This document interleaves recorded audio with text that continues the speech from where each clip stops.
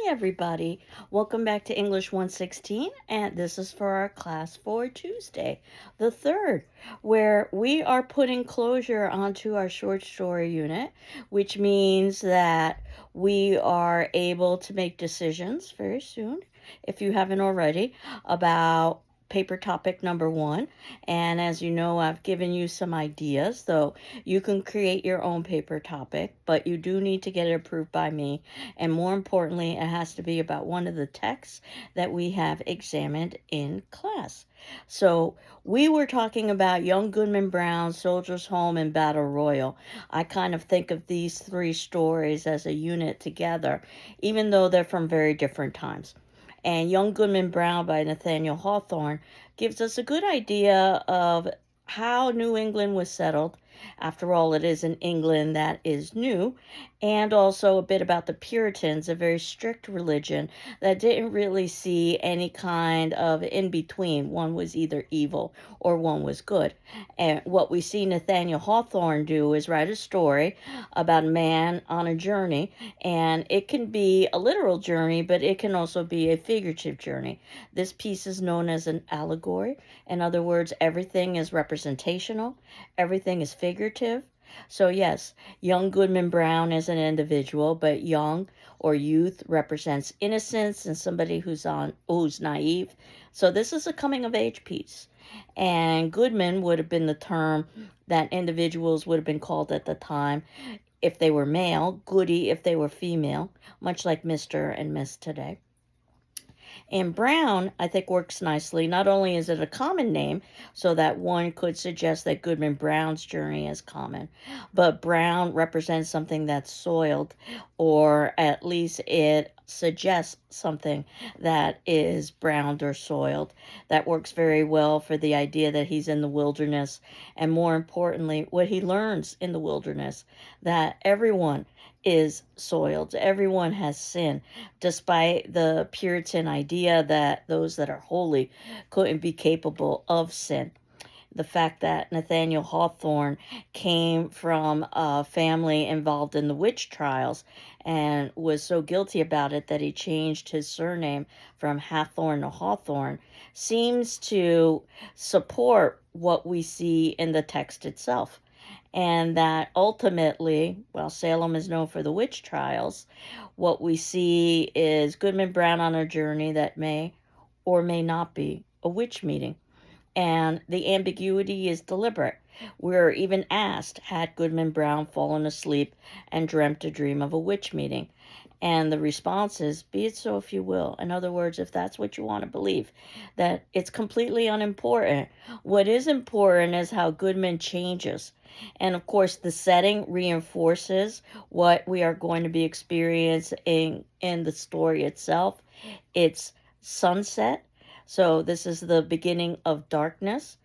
And Goodman's wife is appropriately named as Faith because she represents not just a wife, but Goodman's faith in religion and Goodman's faith in humanity. So when he leaves faith, he's basically abandoning his faith to go into the forest or the wilderness, that which is wild or untamed. And this is a piece that deconstructionists love. If you remember, the deconstructionists, they're looking for deliberate ambiguity. They're looking for deliberate contradiction. And you will definitely find that in this particular piece.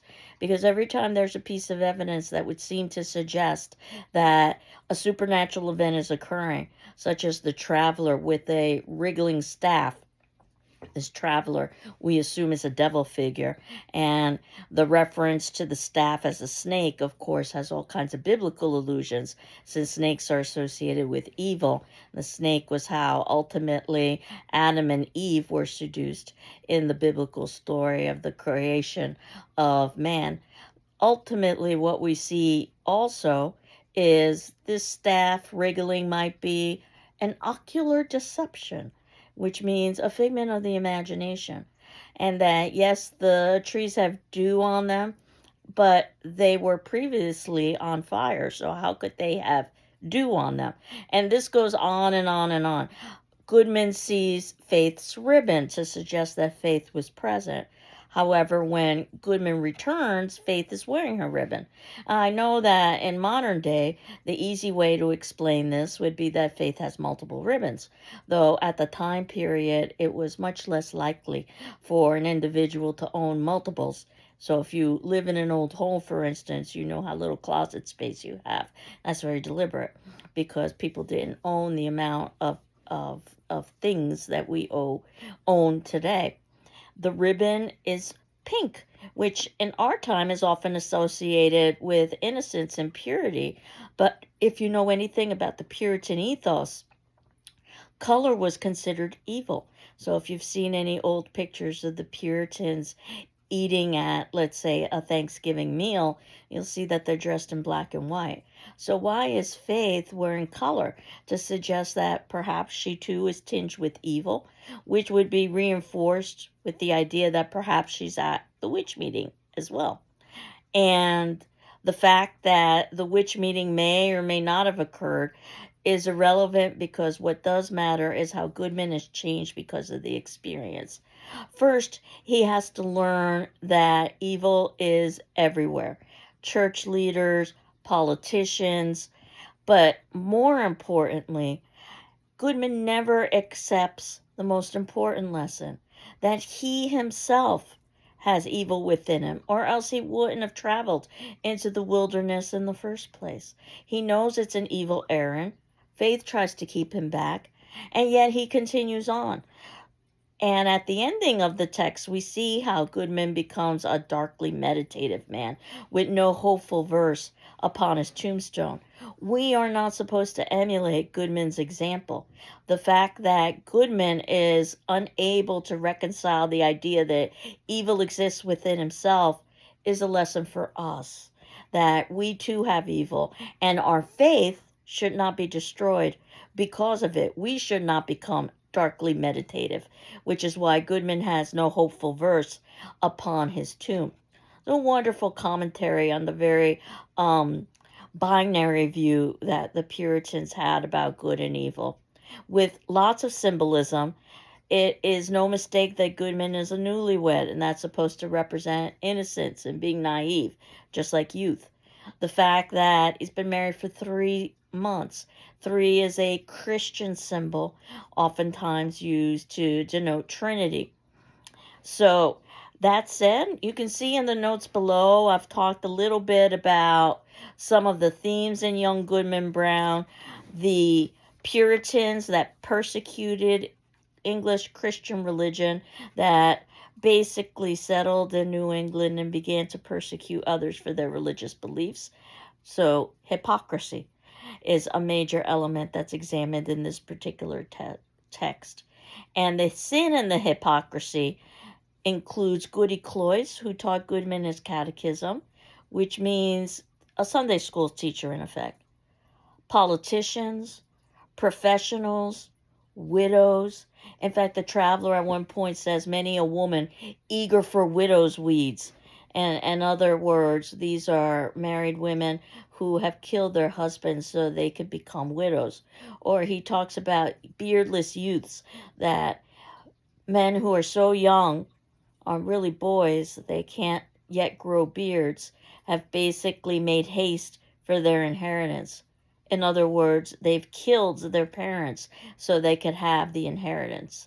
And we're told, blush not, sweet ones, the young maidens who are bidding this evil traveler to a guest to a funeral in a garden. And the idea is that these young maidens are aborting their children either before or after birth. And if it's before, it's an abortion. If it's after, it's a murder. And that both are occurring for women to basically maintain the semblance of purity, because one would be considered, in effect, impure if one had lost one's virginity prior to marriage. Or this could also be another way that women could try to take control of their own bodies in a society that did not allow them to take control of their bodies during marriage. And the fact that everyone has a secret, everyone has something to hide. even Goodman's family members is so incredibly destructive to Goodman that he's unable to continue. And again, we're supposed to learn from his particular message.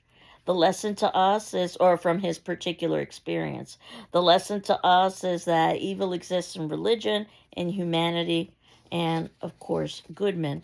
And we can extrapolate from that Goodman exists within ourselves as well, or that evil exists within ourselves as well, and that we can't lose our faith because of that, or lose our faith in someone we've entrusted and they have in one way or another illustrated sin or hypocrisy or betrayal. When we get to Soldier's Home by Ernest Hemingway, written in 1925, this would be around the time period of World War I, thought to be the war to end all wars. What we've got is an examination of veterans. And in this particular sense, it makes it makes perfect sense that Ernest Hemingway would have been writing about this topic, since he himself was in World War I. And in fact, he was an ambulance driver, so he saw some of the bloodiest battles in the war. And Soldier's Home, the title, leads to the question of what is home, and what is the difference between a house, which is a physical structure, and a home, a place where you're wanted and needed. And of course, what we see with Krebs, he's continually referred to by his surname in the story, Krebs, because that's the way that he would be referenced as a soldier. And we know that this is an individual who is struggling with entering into civilian life. The term we would use in contemporary times would be PTSD, a term that wasn't even invented at that point, was known as shell shock. And in many ways, this piece is meant to be instructional, just like Young Goodman Brown is meant to be instructional. And what we are supposed to learn as civilians reading this piece is what it might be like to be a soldier returning back home as a veteran and being misunderstood. And Krebs, his surname means cancer, by the way, which is quite appropriate because, or it means cancer in German, I should say, which is quite appropriate because war is a kind of cancer, and that it continues to spread. And that Krebs is home, but he's not really understood. In many ways, he's still at the war. He's just battling a different kind of war with civilians, with family, with friends. We're shown a military picture, or given a military picture at the very beginning, to see the ugly reality of war, where the men are too big for their uniforms. Perhaps they've outgrown their uniforms. They've learned that war is not the media presentation. Not that they would have had media in the way that we would have had media, but certainly newspapers and magazines would have presented the war as something that was glamorous and patriotic. And that's not to say that serving in the military doesn't have those elements, but it also has elements of fear, and it has elements of ugliness, and it has elements of death. And that's what Krebs is struggling with, the ugly reality. Also, the fact that the military is not able to properly provide for its soldiers if we've got Krebs and his fellow soldiers in ill-fitting uniforms. And we don't see the Rhine in the picture. And that means that one of the promotional elements of the military, See the World, is negated by the fact that you don't get to see the Rhine, which is a famous river, which is a famous body of water, a tourist attraction, if you will. And also, the girls are not pretty. Again, one of the selling points of the military, especially at this particular point in time, because the military would be male, that one would join the military to be attractive to the opposite sex. And again, keep in mind the time period, 1925. So everything that was promoted as a positive for the military has been negated in this particular picture, which is shown in contrast to an earlier picture where Krebs was in a fraternity and everyone was wearing the same height and style collar. And one might say that in some ways that was preparing him for the military, where everyone dresses the same, everyone tries to act the same. The purpose of the military is to take away individuality. And if Krebs attended a Methodist college, one assumes that religion played some sort of a role in his life. He certainly grew up in a religious household. And we know that now, after returning from the war, Krebs is struggling with his faith and is unable to accept religion. One of the many ways that war has changed Krebs. And the civilians come off as very fickle and very superficial. They believe that Krebs has returned too late from the war, as if that in one way or another negates the service that Krebs has offered. Remember that he volunteered to serve. We see how Krebs spends his time in lots of solitary activities, reading, eating lunch at home, practicing clarinet, playing pool. Pool is particularly interesting because when one plays pool, one aims and shoots, which is what Krebs does. He aims and he shoots in the military. And there is much discussion about the fact that Krebs doesn't want consequences. War comes with the highest consequences of all, life and death. So now when Krebs is talking about relationships, he doesn't want consequences. He talks about that he would like to have a girl. He liked the German girls.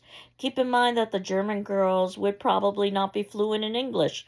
They may not even speak English. In other words, he wants companionship, physical companionship, but he doesn't necessarily want emotional intimacy. He doesn't want consequences, in effect. So these are some of the many ways that Krebs returns as a changed individual after the war. Perhaps one of the reasons why this is an easier read than Young Goodman Brown, certainly the language is more contemporary, and it's very dialogue driven. Reading dialogue is usually much easier than, let's say, reading exposition or background information.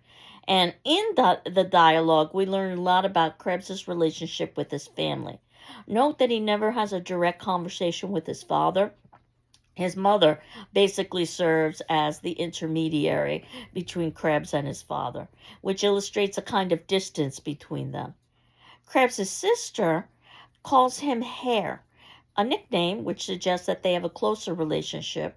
Hare, Hare, being a rabbit, which is oftentimes associated with being skittish or frightened, which seems to reinforce the idea of Krebs's reality, especially now that he has returned home. And the fact that she asks, "Will you be my beau?" which seems to be a strong or a strange question, beau being boyfriend, and he says, "Of course." This is not in any way inappropriate or incestual. It's more of a situation of hero worship from a young sister asking for an impossibility. "Will you be my boyfriend?" And of course, he can pretend to do so because that relationship would not come with consequences. The mother, of course, is quite concerned about Krebs's reintegration back into society. The father is as well, but of course it's the mother who has direct conversation with Krebs. Why is it that he can't get a job? Why is it that he can't start a family? Why is it that he can't be like others who have returned back from the war? And there is an episode with the car where Krebs would be allowed to use the family car, which he was not allowed to use before. But the car comes with strings, which Krebs is well aware of, which is why he doesn't want the car.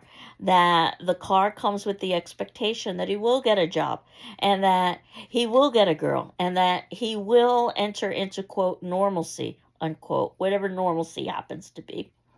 So, of course, cars represent things like adulthood and represent things like freedom.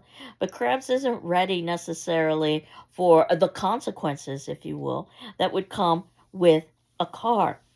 Minor elements in the text can have lots of importance. Krebs is reading about the war, so in other words, this is how he's getting his validation and understanding of the war, which is quite sad. And the reality is, when he says that he enjoyed the maps, Krebs is lost, literally and figuratively, and he's looking for his way, which is why he enjoys the maps. When the father says, "Don't muss my paper," basically the father is saying, "Don't muss my life." In other words, the father wants the old Krebs back who could participate in, quote, "a normal," unquote, life. The ending is problematic. it could be seen as positive, it could be seen as negative, and might I suggest it's both at the same time. Where Krebs decides he will go to Kansas City, he will get a job, he will watch his sister play indoor baseball. This makes a lot of sense as a positive because we see Krebs reintegrating or attempting to reintegrate back into society. But this also makes a lot of sense as a negative because it seems that Krebs has decided not to, in one way or another, question his family anymore. And it could be viewed as the easy way out, just doing what they want rather than expressing the difficulties that he's experiencing in doing what they want. And I would suggest it's a little bit of both. And I think it's brilliant that the piece ends without us knowing what happens to Krebs afterwards. Life is complex, and one suspects that he experiences a good number of ups and downs. One hopes he can return to life as Harold, which is what his mother calls him, rather than thinking of himself as Krebs, the soldier. And again, his war is not over, it's just a different battle.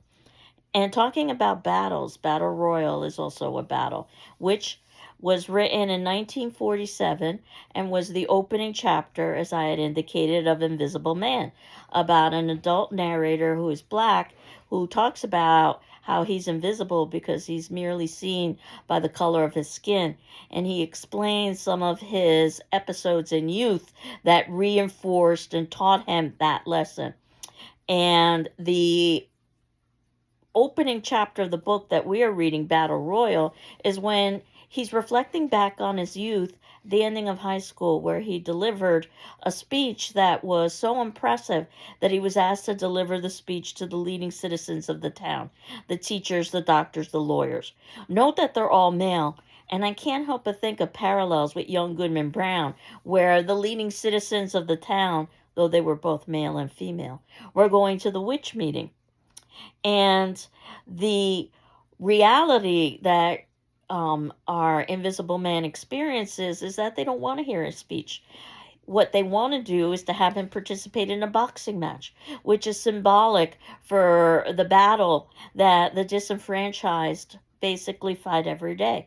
And Krebs participates in this boxing match, not Krebs, Invisible Man participates in this boxing match. No, Invisible Man is never given a name. And Invisible Man thinks that if he can survive the boxing match, he can go on to prove his worth through delivering his speech. So he's willing to accept all levels of degradation. And at the end of the boxing match, we learn that that was all a facade because the boxing match was supposed to result in some sort of payment, but that was false. The boxing match has only resulted in humiliation and pain for the boxers. Not only physical pain, but emotional pain, because before the boxing match, the boxers are presented with a naked blonde woman, which begins to show us the issue of sexism. This woman is treated basically like an object. And this objectified blonde woman is supposed to represent the epitome of beauty in America with a tattoo of an American flag, which is very deliberate because she's supposed to represent America. And this woman is someone that they could look at, but they're not allowed to touch. And in fact, even looking at a Caucasian woman in this time period for a black man could result in death. So this is a very dangerous endeavor that they realize as being forced upon them. And because they're wearing only boxing shorts, it's particularly humiliating when their bodies betray them. And it's very visible that they are physically excited. Again, there's nothing they can do about it, and they know that the consequences could be death.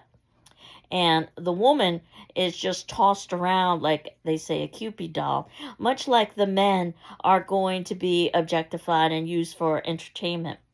And there's lots of black and white imagery, not only in this story, but in the novel as a whole. I had suggested that the novel might be perhaps the best novel ever written, in my opinion, just because of its incredible attention to detail and symbolism for hundreds of pages, in effect. The black and white imagery, things like the tuxedos the men are wearing, black and white. the black cigars the men are consuming, much like they're consuming the boxers for entertainment, the fact that Invisible Man is given a scholarship in white tissue paper, again, black and white imagery, and also tissue paper is very thin and insubstantial, a bit of foreshadowing that the scholarship Invisible Man is going to be given is really going to be very insubstantial as well. But Invisible Man needs to go to college to realize that the promise of college is available only for a select few, and certainly not him because of his ethnicity. And when Invisible Man is finally able to give his speech and makes a misstatement, though of course it would seem that this is his subconscious rearing its head when he says social equality rather than social responsibility, this is when the audience finally starts paying attention and demands an apology, which Invisible Man gives, saying, "I was swallowing blood," which is both literal and figurative. And then ultimately he's, quote, rewarded, unquote, with the scholarship. And what we find out as the novel progresses is that he is not going to be given any opportunity in college because of the color of his skin.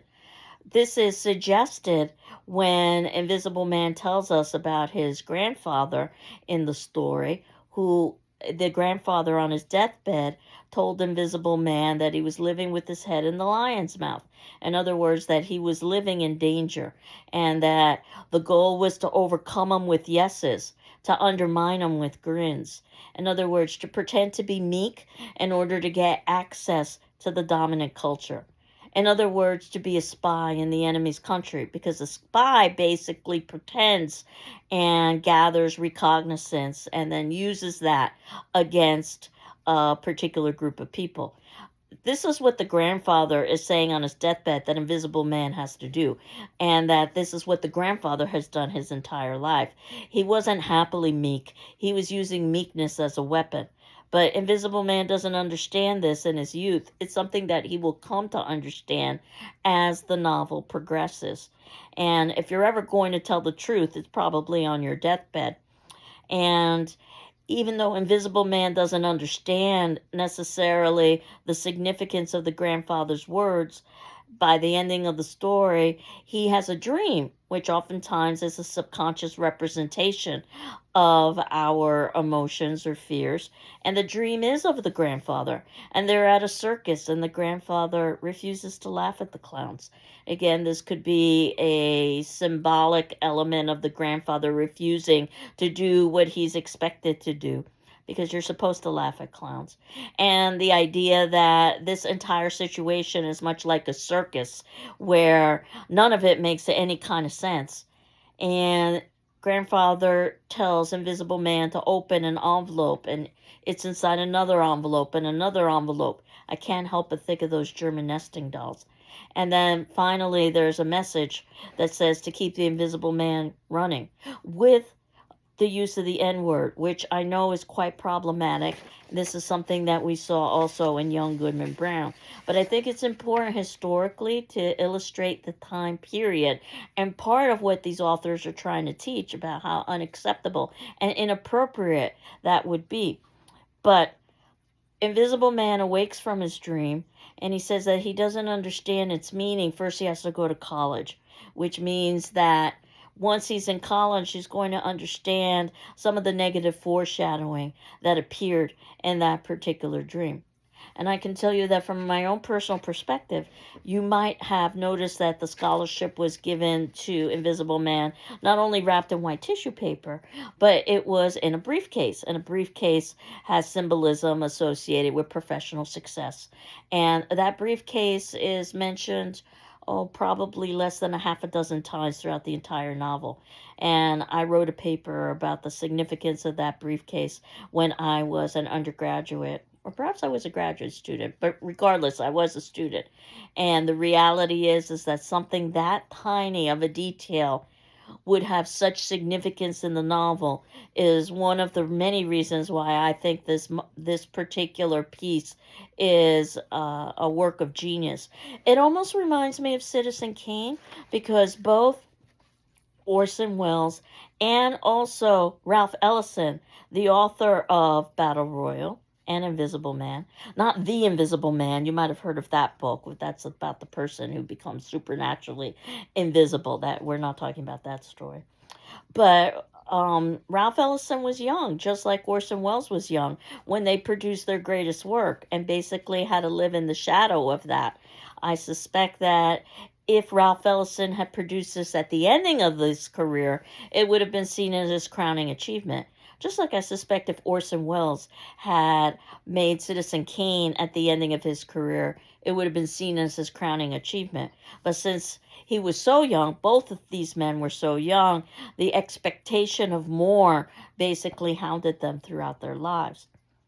And then the last story that I wanted to assign is entitled Popular Mechanics, which was written in 1981, so we're becoming much more contemporary. You'll definitely see that in the language. It is very short, and the style of writing is known as minimalist.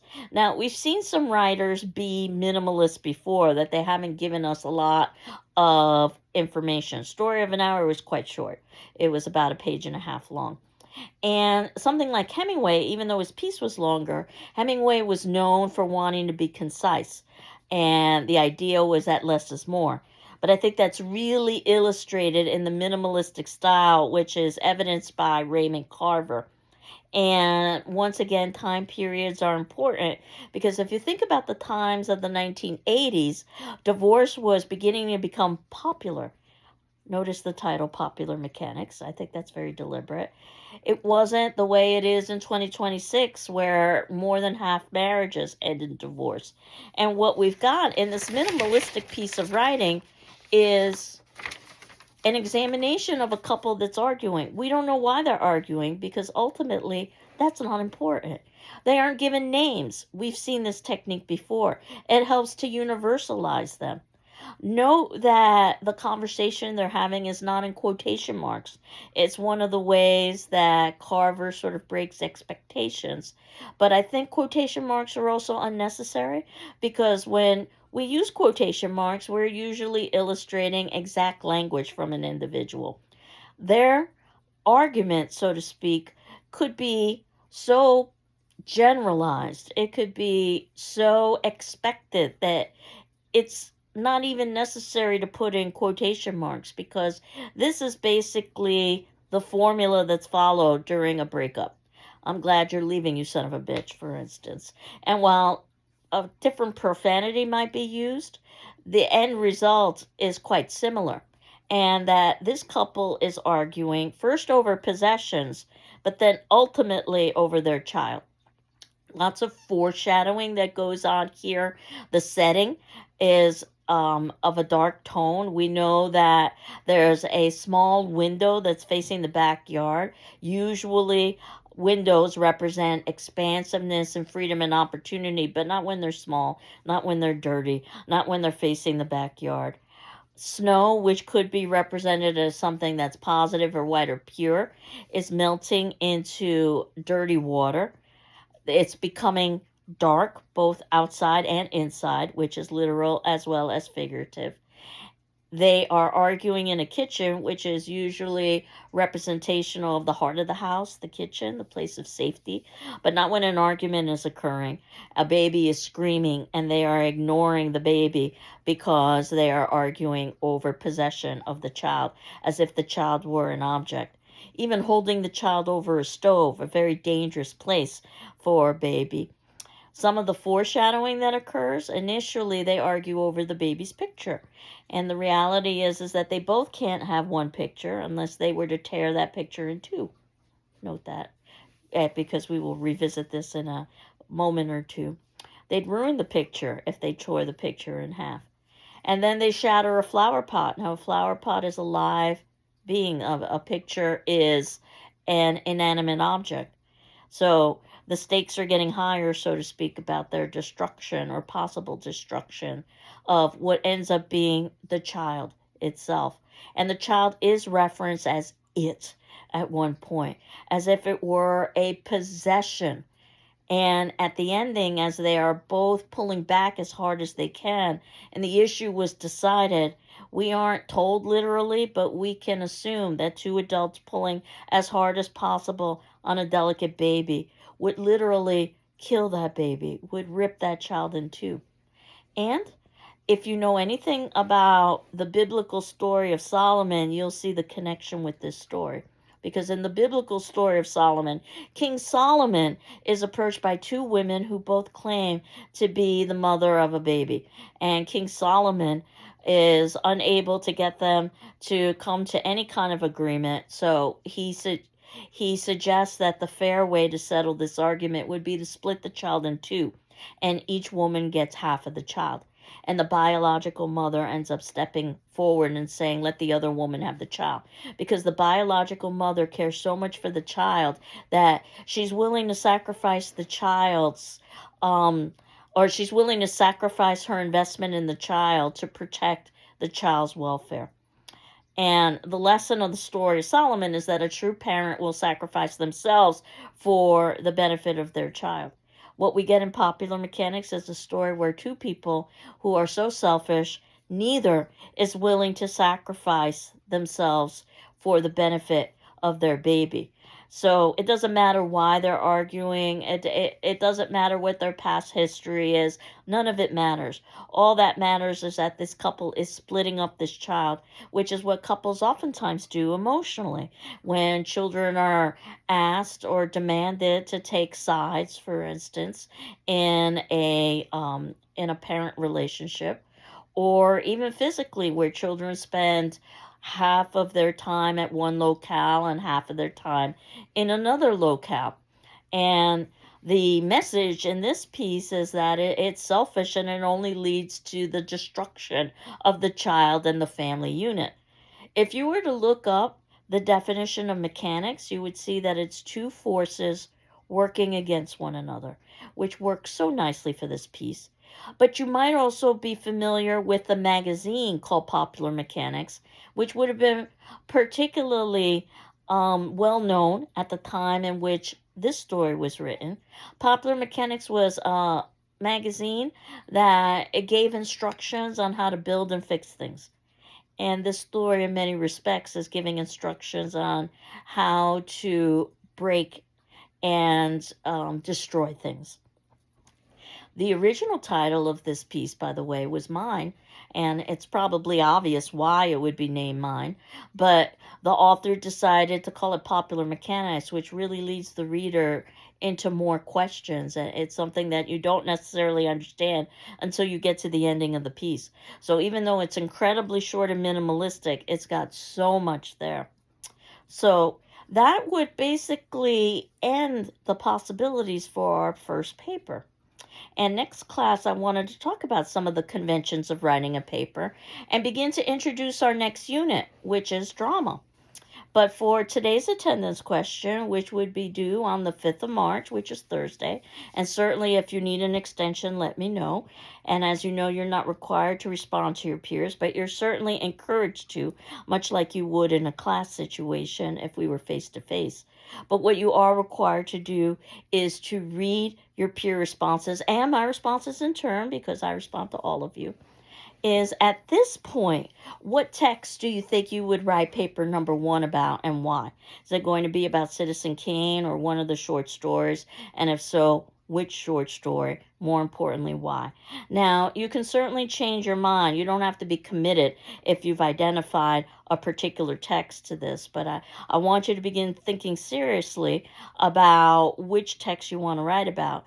According to our syllabus, our target date for submitting in that paper is before the spring break, which I suggest makes a lot of sense for everybody involved, because you don't want to necessarily have a paper to write during spring break. That's not to say that I wouldn't accept a paper after spring break. I would. And that's also not to say that I wouldn't accept a paper before spring break. I'd be thrilled. But I think that that's a good target date. So this is a time for you to begin thinking seriously about a paper. And all of you have the option of rewriting that first paper. So once you've submitted it and I've evaluated it and I've returned it back to you with a letter grade, if you're content with your grade, then you're done with the exercise. But if you wanted to earn a higher grade, you could revise your paper by incorporating my comments into your revision, and then ultimately submit in the original with my evaluative comments along with your revision before the last day of class, and you would get the higher of the 2 grades. But at this point, we have concluded our short story section, and I'm asking you to think a little bit about paper number 1. What we will do next class, as I indicated, is I will talk about some of the conventions for writing a paper. If you'll remember, we also reviewed some of this at the beginning of the semester in the earlier set of readings in our textbook. And I will begin to introduce our next unit, which happens to be drama. So I hope you're doing well. I'm doing well, and we will continue on next class. Take care. Bye-bye.